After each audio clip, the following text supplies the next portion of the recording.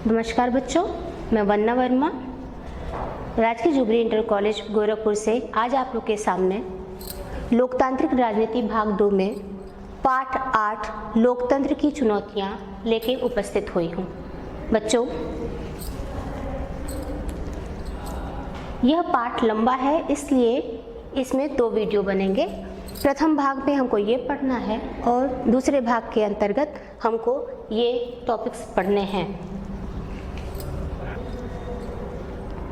प्यारे बच्चों, आज हम लोग को भाग 2 देखना है। लोकतांत्रिक चुनौतियां भाग 2 के पाठ 8 लोकतंत्र की चुनौतियों में ये सेकंड वीडियो हो, द्वितीय भाग है। इसके बारे में आज हम लोग अध्ययन करेंगे। इसमें हम लोग क्या क्या चर्चा करेंगे, आइए हम लोग देखते हैं। बच्चों, इसमें हम लोग देखेंगे कि भारत के समक्ष चुनौतियां कौन कौन सी हैं। राजनीतिक सुधार का क्या अर्थ है, राजनीतिक सुधार पर विचार क्या क्या दिए गए हैं, राजनीति को सुधारने के कौन कौन से उपाय हैं, लोकतंत्र की पुनर्परिभाषा क्या है, आधुनिक लोकतंत्र की अवधारणा क्या है, लोकतंत्र की चुनौतियों के निवारण में युवाओं की क्या भूमिका है। प्यारे बच्चों, सबसे पहले जब हम लोग को लोकतंत्र की चुनौतियां पाठ पढ़ना है तो ये जानना बहुत ही ज़रूरी है कि लोकतंत्र क्या है। बच्चों, लोकतंत्र एक ऐसी शासन व्यवस्था है जिसमें जनता अपना शासक स्वयं चुनती हैं। बच्चों, हम लोग अपने अपने घरों में वोटर आईडी कार्ड यानी मतदाता पहचान पत्र अवश्य देखते हैं, जिनको लेके हमारे मम्मी पापा, हमारे गार्जियन, हमारे पड़ोसी जाके मतदान दे के MP MLA का चुनाव करते हैं। यानी देखा जाए तो हम लोग ही मिलके, जनता ही मिलके अपने शासक का चुनाव करती है। अब्राहम लिंकन के अनुसार लोकतंत्र जनता के लिए और जनता के द्वारा किया गया शासन है। इसका अर्थ यह है कि जनता स्वयं ही मिलके अपने शासक को चुनती है और वही प्रतिनिधि जो चुनाव के द्वारा जनता चुनी हुई होती है वो जाके सरकार बनाने का कार्य करते हैं और विभिन्न नीति नियम बनाकर सरकार पूरे देश को चलाती है। अब हम ये देखेंगे कि भारत के समक्ष कौन कौन सी चुनौतियां हैं। भारत में तो लोकतंत्र आ चुका है, विस्तार रूप भी ले चुका है, तो चुनौतियां क्या हैं इस समय? मजबूत बनाने की चुनौती है या आधार स्थापित करने की चुनौती या विस्तृत रूप देने की चुनौती है। तो बच्चों, अब हम लोग देखते हैं कि भारत में लोकतंत्र के समक्ष कौन कौन सी लोकतांत्रिक चुनौतियाँ हैं। पहला है आतंकवाद। बच्चों, हम लोग आतंकवाद से भली भांति परिचित हो चुके हैं, क्योंकि हमारा पड़ोसी देश आए दिन आतंकवादियों को भेजकर यहाँ पे दंगे फसाद कराता रहता है। तो भारत जैसे लोकतांत्रिक देश में सबसे पहली चुनौती है कि आतंकवाद को खत्म किया जाए। दूसरा है भ्रष्टाचार। भ्रष्टाचार के बारे में हम लोग आए दिन ये सुनते हैं या अपने अखबारों में पढ़ते हैं कि अमुक व्यक्ति किसी पद पे प्रतिष्ठित था, वो घूस लेते हुए पकड़ा गया। घूस लेते हुए पकड़ा जाना यानी भ्रष्टाचार में लिप्त होना। या कभी ये हम लोग पढ़ते हैं अखबार में कि करोड़ों देकर कोई नेता खरीदा गया, अपने पक्ष में मिलाया गया। तो बच्चों, ये सब भ्रष्टाचार है और लोकतंत्र के समक्ष बहुत बड़ी चुनौती है कि इसे खत्म किया जाना चाहिए। आर्थिक विषमता। भारत एक कृषि संपन्न देश है, यहाँ कृषि होती है, अधिक जनता जो है कृषि में लगी हुई है और कृषि करके राजस्व में भाग देती है। यहाँ पर देखने को ये मिलता है कि कुछ ऐसे वर्ग हैं जो बहुत गरीब हैं और कुछ के पास बहुत ज़्यादा धन एकत्रित हो गया है। तो लोकतांत्रिक देशों के सामने अगर हम भारत की बात करें तो ये आर्थिक विषमता जो है उसे खत्म किया जाना चाहिए और ये बहुत बड़ी लोकतांत्रिक चुनौती है। जातिवाद। भारत में विभिन्न धर्मों के लोग एक साथ रहते हैं। इन धर्मों में उपजातियाँ, जातियाँ बटी हुई हैं। यहाँ पर कोई कार्य करते समय एक व्यक्ति अगर हिंदू है, हिंदू में भी अगर कायस्थ वर्ग का है या कोई दूसरी जाति का है, तो वो ये ब्राह्मण है तो ब्राह्मण के हित में लाभ पहुंचाने की सोचता है, क्षत्रिय है तो क्षत्रिय को लाभ पहुंचाने की सोचता है और एक जाति दूसरे जाति को निम्न स्थिति में देखना चाहती है, निम्न दृष्टि से देखती है, तो ये जातिवाद है। अर्थात अपनी जाति को श्रेष्ठ मानते हुए दूसरी जाति को हीन भावना से देखना ही जातिवाद है और इसे भारत के समक्ष एक चुनौती के रूप में है और इसे दूर किया जाना चाहिए। अगला है सत्ता लोलुपता के लिए सस्ती राजनीति करना।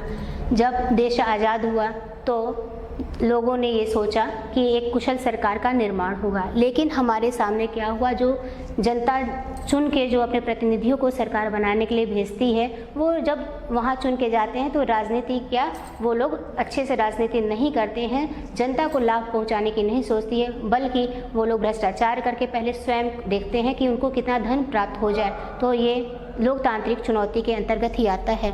अगला है राजनीति में वंशवाद व भाई भतीजावाद। इसमें क्या है कि राजनीति में जो नेता चुन के गया है वो अपने ही वंश के यानी अपने पुत्र को, अपने भतीजे को या किसी भी अपने से जुड़े हुए लोगों को सामने ले आके चाहता है कि राजनीति में आगे ले आया जाए, और जन सामान्य को वो अधिकार नहीं देता कि वो भी आके राजनीति में सक्रिय भाग ले सके। अगला है न्यायिक प्रक्रिया में विलम्ब होना। बच्चों, हम लोग आए दिन ये अखबार में पढ़ते हैं कि न्यायिक मामलों में 25 साल बाद किसी मामले की सुनवाई के बाद निर्णय मिला, तो कहीं ये सुनाई देता है कि मरने के बाद उसको निर्णय मिला और वो पूरी ज़िंदगी उसी में मर गया अपने आप को दोषी समझते हुए, जबकि वो दोषी नहीं होता है। तो न्यायिक प्रक्रिया में देर होना भी प्रमुख चुनौती है। पड़ोसी देशों की विस्तारवादी नीति।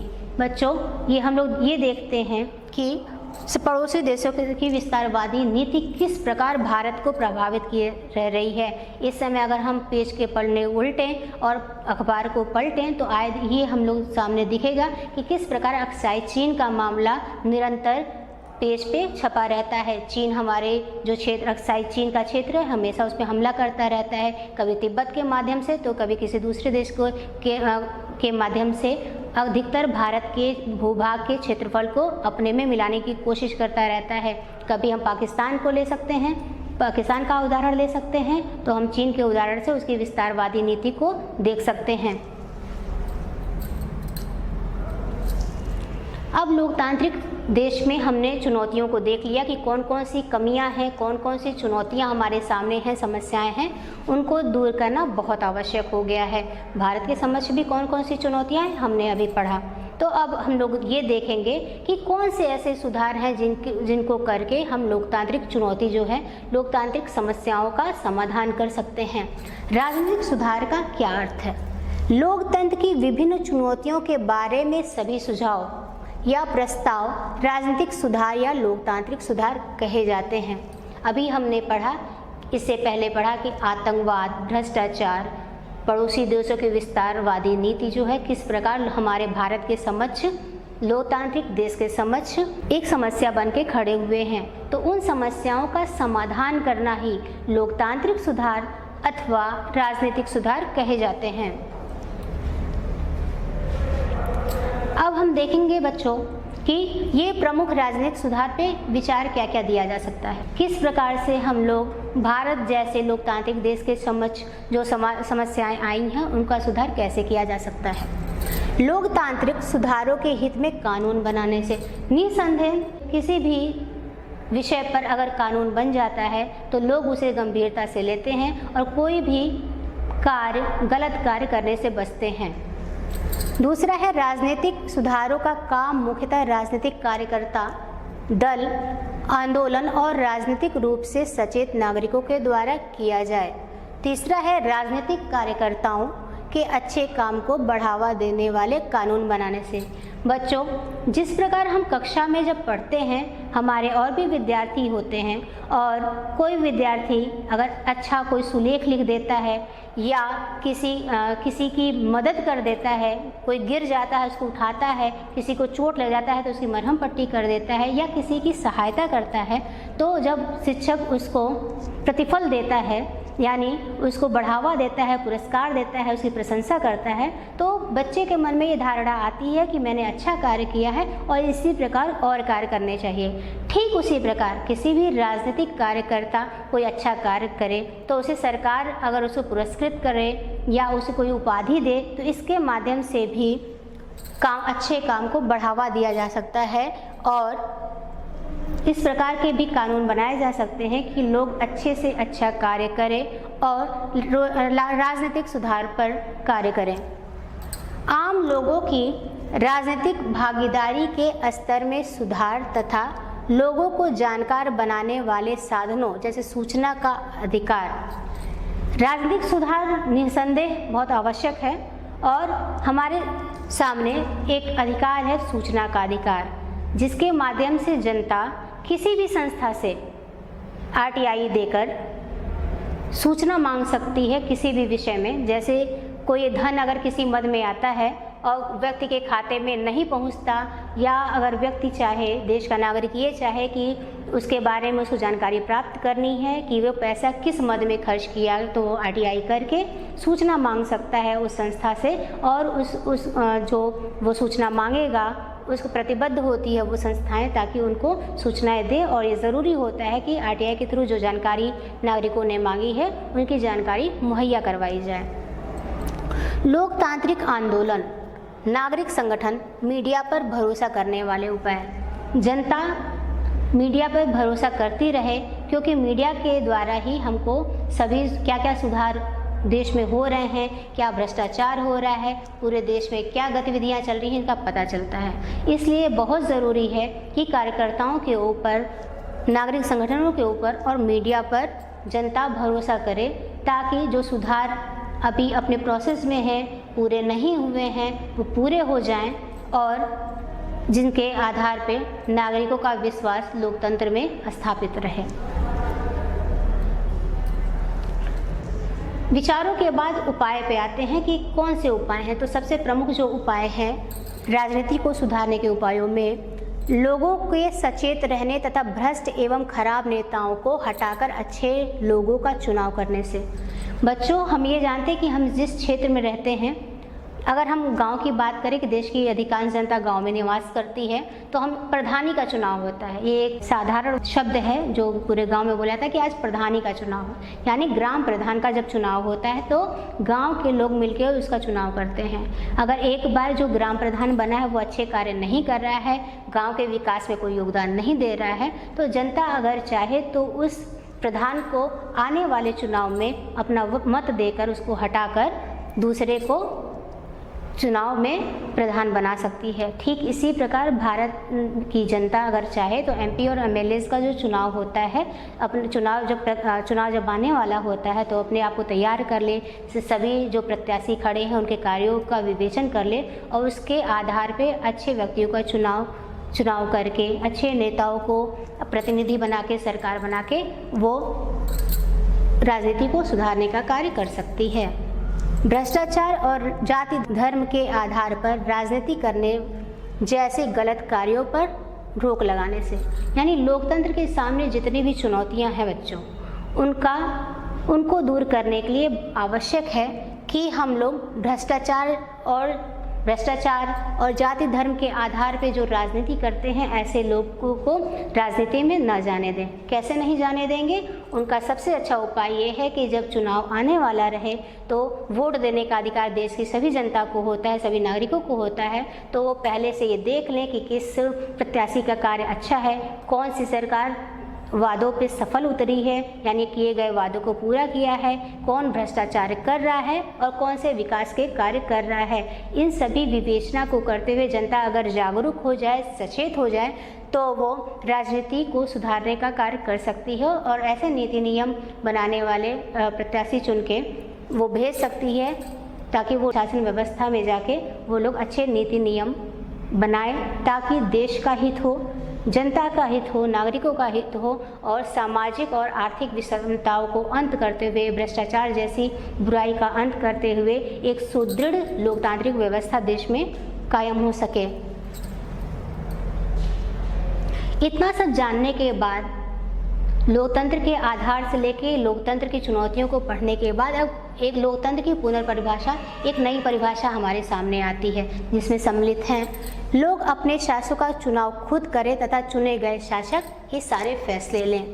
चुनाव में लोगों को शासकों को बदलने, पसंद करने के पर्याप्त अवसर व विकल्प हो, यानी जिससे जनता चाहे उसी को वो अपने मत दे, मतदान करके राजनीति में भेजे, लोकतंत्र में सरकार बनाए। ऐसी सरकार का गठन होना चाहिए जो बुनियादी नियमों और नागरिकों के अधिकारों का सम्मान करते हुए कार्य करे, यानी राजनीति करते समय विभिन्न नीति और नियम बनाते समय जनता के हितों का भी सम्मान करे और जनता के हितों का पालन करने के लिए ऐसी नियम व कानून बनाए जो जनता के हितों में काम करे। लोगों को सामाजिक व आर्थिक अधिकार प्राप्त हो ताकि सामाजिक और आर्थिक विषमता दूर हो। अल्पसंख्यकों के हितों का सम्मान हो, उनको भी आगे बढ़ने के पर्याप्त अवसर मिले। किसी भी प्रकार का कोई भेदभाव नहीं हो। ये भेदभाव चाहे जाति से हो, धर्म से हो, आर्थिक विषमता से हो, यानी किसी भी प्रकार का कोई भी भेदभाव इस सरकार में न किया जाए। यानी सरकार व सामाजिक समूहों के भी सत्ता की साझेदारी हो। सभी समूहों के लोग मिलकर सत्ता में यानी सरकार में अपना योगदान दें। या इन सभी को जानने के बाद एक लोकतंत्र की ये नई परिभाषा सामने निकल के आई है। बच्चों, इससे पहले हम लोग लोकतंत्र के बारे में पढ़ लिए हैं कि लोकतंत्र क्या है। हमने अभी तक ये पढ़ा कि लोकतंत्र एक ऐसी शासन पद्धति है जिसमें जनता स्वयं मतदान के माध्यम से प्रतिनिधियों का चुनाव करके भेजती है तथा वही भेजे हुए प्रतिनिधि सरकार बनाते हैं तथा देश की शासन व्यवस्था चलाते हैं। अब हम लोग ये देखते हैं कि लोकतंत्र, आधुनिक लोकतंत्र की अवधारणा क्या है। भिन्न भिन्न युगों में विभिन्न विचारकों ने इसकी अलग अलग परिभाषाएं दी हैं। फिर भी जहां तक लोकतंत्र की परिभाषा का प्रश्न है, अब्राहम लिंकन की परिभाषा लोकतंत्र जनता के लिए जनता द्वारा शासन प्रामाणिक मानी जाती है। लोकतंत्र में जनता ही सत्ताधारी होती है, उसकी अनुमति से ही शासन होता है, उसकी प्रगति ही शासन का एकमात्र लक्ष्य माना जाता है।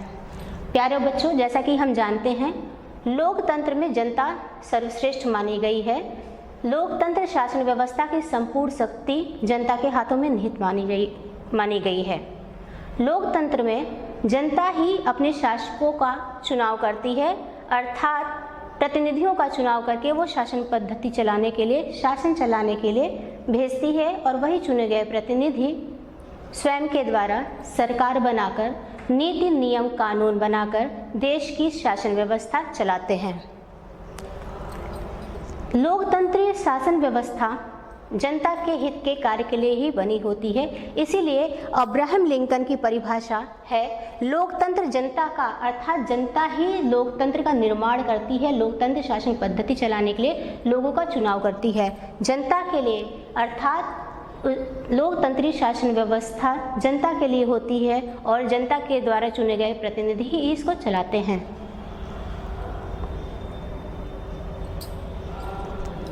बच्चों, लोकतंत्र के बारे में आइए हम लोग और देखते हैं। लोकतंत्र केवल एक विशिष्ट प्रकार की शासन प्रणाली ही नहीं है, वरन एक विशेष प्रकार के राजनीतिक संगठन, सामाजिक संगठन, आर्थिक व्यवस्था तथा एक नैतिक एवं मानसिक भावना का नाम भी है। लोकतंत्र जीवन का समग्र दर्शन है जिसकी व्यापक परिधि में मानव के सभी पहलू आ जाते हैं। लोकतंत्र के बारे में अगर हम बात करें तो हम ये देखेंगे कि लोकतंत्र केवल शासन की एक पद्धति नहीं है बच्चों, बल्कि लोकतंत्रीय शासन व्यवस्था का उद्देश्य जन कल्याण की भावना से अभिसिंचित होता है। लोकतंत्रीय शासन व्यवस्था में शासन के नीति नियम यही चाहते हैं कि जन साधारण का कल्याण होता रहे, यानी सर्वधर्म कल्याण की अभिव्यक्ति होती रहे, अर्थात जनता ही सर्वोपरि होती है। जनता के लिए ही, जनता के हित में विभिन्न नीति नियम कानून बनाए जाते हैं ताकि जो लोग पिछड़ गए हैं, मुख्य धारा में नहीं जुड़े हैं, उनको भी साथ में ले आकर उनको अवसर देकर उनके विकास में कार्य किया जा सके।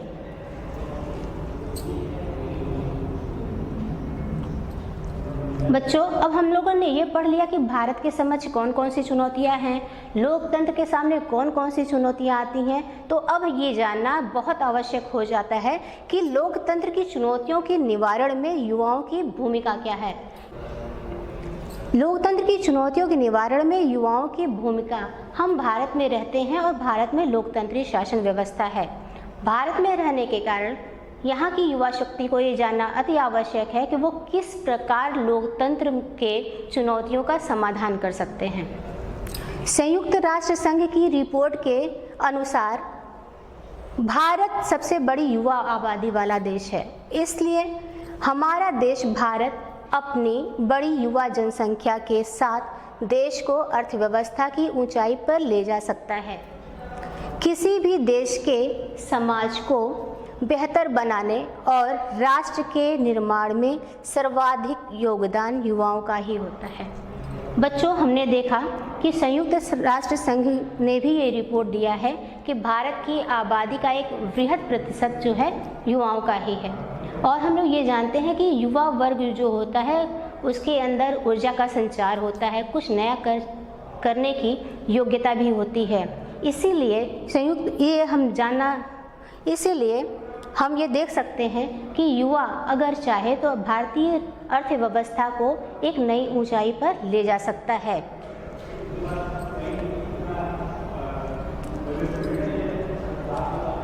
युवा शक्ति की क्रियाशीलता को देश के विकास की परियोजनाओं में भागीदार बनना होगा। जैसे कि हम आए दिन खबरों के माध्यम से या प्रत्यक्ष रूप में देखते हैं कि प्राकृतिक आपदाओं के समय, चाहे भूकंप हो या बाढ़, युवाओं ने सदैव आगे बढ़कर पीड़ितों की सहायता में दिन रात एक कर दिया है। बच्चों, आए दिन हम अखबार के पन्नों पर ये देखते हैं कि प्राकृतिक आपदा आती रहती है और प्राकृतिक आपदा आने पर युवा शक्ति यानी युवा वर्ग स्वयं सहायता समूह बनाकर जो लोग पीड़ित व्यक्ति होते हैं उनके राहत कार्य में अपना योगदान देते हैं।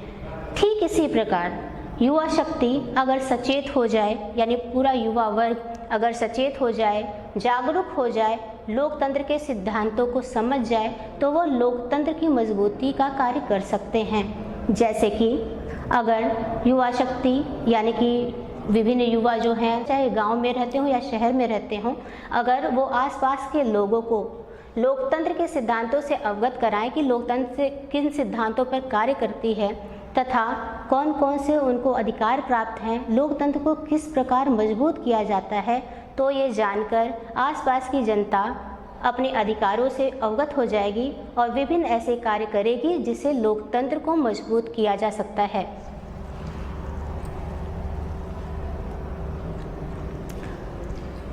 बच्चों, और देखते हैं हम लोग आगे कि युवा और क्या कर सकता है। युवाओं को मार्गदर्शन देकर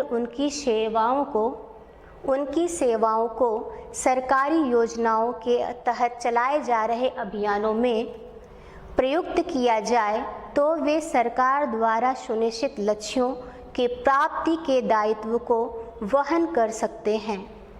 तस्करी, कालाबाजारी, जमाखोरी जैसे अपराधों पर अंकुश लगाने में, राष्ट्र निर्माण के कार्यों में तथा लोकतंत्र के सशक्तिकरण में महत्वपूर्ण भूमिका निभाएंगे। प्यारे बच्चों, ये पैराग्राफ जो दिया गया है इसके माध्यम से यह बताया गया है कि युवा शक्ति किस प्रकार देश में लोकतंत्रीय व्यवस्था को मजबूत बना सकती है, किस प्रकार लोकतंत्र के रास्ते में आने वाली समस्याओं का निराकरण कर सकती है। तस्करी हुआ, कालाबाजारी, जमाखोरी, ये विभिन्न अपराधों के उदाहरण दिए गए हैं जिन पर रोक लगाना, अंकुश लगाना अत्यंत ही आवश्यक है। युवा शक्ति स्वयं सहायता समूह बनाकर इन सभी अपराधों पर नियंत्रण लगाने का कार्य कर सकती है और जनसाधारण को यह अवगत करा सकती है कि ये अपराध पर अंकुश लगना चाहिए तथा विभिन्न ऐसे कार्य होना चाहिए कि लोकतंत्र की मजबूती बनी रहे।